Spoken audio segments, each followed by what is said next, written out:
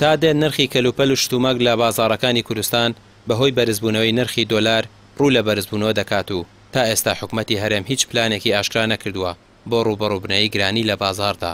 ئەندامێکی پەرلەمانی کوردستان دەڵێت ئەوە ئەکی پەرلەمانە بە دوواداچوون بۆ ئەو گرفتانە بکات و ناکرێت لە دۆخێکی هەستیاری وەها پەرلەمان بچێتە سوڕی مدبوون و بێدەنگ ببێت. ئەگەر لە بواری دارایی کەبوون کورتی دروست بوو یان کێشە پشێوی دروست بوو ئەبێ لیژنەی دارایی بێتە سەرخەت و سەردانی هەم سەرجەم پارێزگاکان بکە و ئەو تەوسیاتانە یان ئەو بڕیارانەیە ئەگەر پێویست بێ یاسای تایبەتی بۆ دەربکە و ئاڕاستی حکوومەتی بکە بەوەی کە ئەو پشێوەیە ئەو گرفتەیە ئەو بارگرانیە نەمێنێ وە لە بارەکانی تشابوون وە لە بارێتان دروستیا بێ لە بوارەکانی ترابێ ئەبێ ئەم لیژنانە چاو بن بۆ سەرۆکایەتی پەرلەمان و سەرۆکایەتی پەرلەمانیش نابێ بچێتە سوڕی مدبوونەوە و نابێ لە بابەتە حساسەکانە لە کاتە حساسەکانە جەلسەکانی و دانیشتەکانی خۆی ڕابگرێت.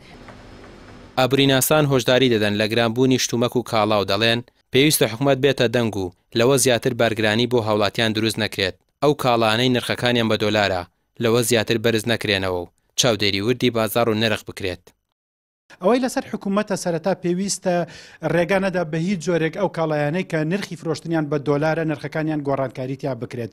دووەم چاودێریەکانی بازاڕی تند و تۆڵ بکاتەوە دەربارەی یەک دوو خاڵ. یەکەمیان چاودێری شاردنەوە و داخستنی کۆگاکانی فرۆشتنی کەلوپەل و کاڵاکان بکات. دووەم چاودێری ئاستی بەرزبوونەوەی نرخ بکات ئایا بە چ ڕێژەیەک ئایا هاوتایە لەگەڵ بەرزبوونەوەی نرخی دۆلارەکە یان زیاترە یان ئیستیغلالکردن تیا ڕوویداوە. ئەوەشی لەسەر هاوڵاتیانە بەکاربەرانە. یەکەمیان ئەوەیە بە خێرایی هەڵپەی کڕین کەم بکەنەوە محاولە بکەن خواست کەم بکەنەوە لە کاتی نائیستقراری سیعرەکانە چونکە ئەمە ئەبێتە دەرفەتێک بۆ بازرگانەکان بۆ ئەوەی زیاتر لە بڕی بەرزبوونەوەی معقولی خۆی هەمشێکی ڕبحی زیاتر بخەنە سەر سیعرەکان.